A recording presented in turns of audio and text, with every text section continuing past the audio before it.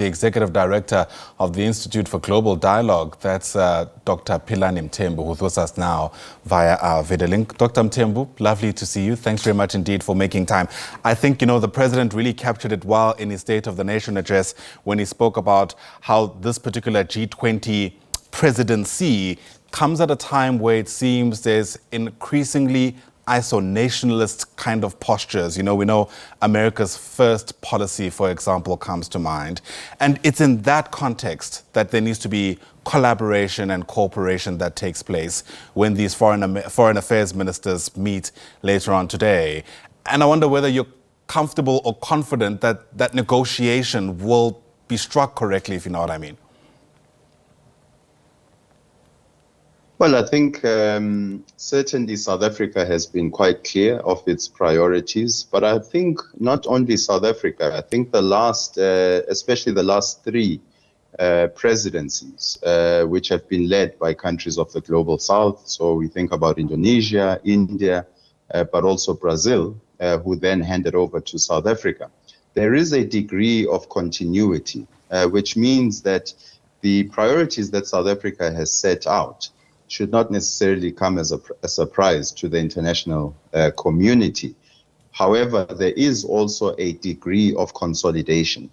South Africa takes the presidency essentially as the last of those rotating presidencies, and therefore South Africa is also interested in doing a review of the effectiveness of the G20, but also looking ahead of how this body, how the structure needs to then be reformulated going forward. So I think it will be able to strike a balance, taking into account even the volatility that may be coming from time to time from the White House. But it's evident that the White House has not completely withdrawn from participation from the G20. Yeah, you speak about a reformulated G20, and that was going to be really my next question, whether you reckon a G20 continues to be as influential without the White House's involvement, especially now that we know that the foreign affairs minister is not coming, but they're going to send, a representative who is presumably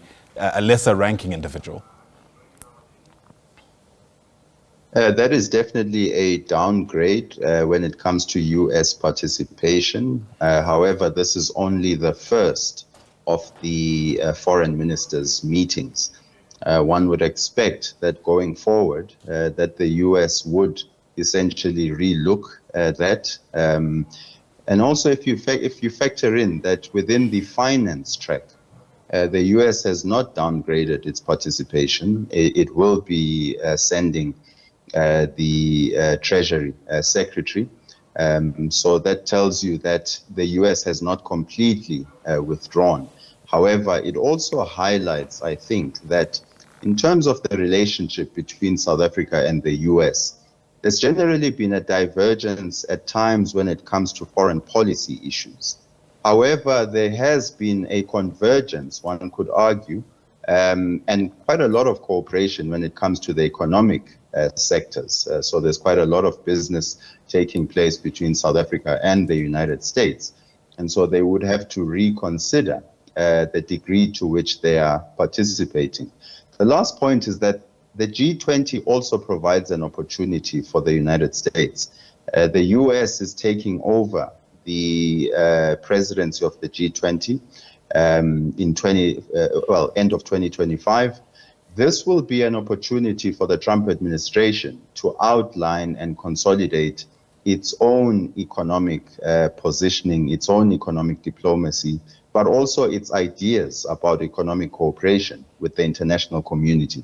So the US should not necessarily completely withdraw, and I think it should see an opportunity for itself by actively participating within the G20. Right. Difficult to see how they'll continue being a powerhouse outside of such an influential pact. You mentioned earlier that what you're really seeing insofar as South Africa's theme and agenda is concerned is a continuation of the presidency before this. And just for our viewer, the theme this year, once again, is solidarity, equality and sustainability. Yes, there's continuity, but is there pragmatism, at least from where you're sitting? Well, if we take discussions, for instance, around hunger, for instance, there's definitely practical initiatives that have arisen from the Brazilian presidency, which will continue to be carried through. And those are practical initiatives. When we think about issues such as financing for development or the cost of financing, those are very tangible areas that address African realities on a day-to-day basis. I mean, African countries, developing countries, their borrowing costs when it comes to various finance mechanisms are considerably higher than other parts of the world. And if progress can be made on those areas, then I think they will demonstrate practical proposals. A last point is, I mean, South Africa has used this presidency to also highlight the importance of critical minerals. Now, critical minerals are very important not only for the digital transformation, but also for addressing climate change and the new technologies associated with the just energy transition. And so those are, I think, practical issues that South Africa has placed on the agenda. Efforts to create regional value chains, efforts from countries that possess these critical minerals to beneficiate, to create jobs within their own regions. And I think there is sufficient interest also from the European countries, but also I would argue even from a pure business sense, the United States is interested in the issue of critical minerals because it contributes to their own economy, it contributes to their military industry. So there should definitely be practical outcomes from this G20. All right, Dr. Philani Mthembu, great speaking to you, sir. Thanks very much indeed for your insights. Dr. Mthembu is Executive Director of the Institute for Global Dialogue, which is associated with UNISA.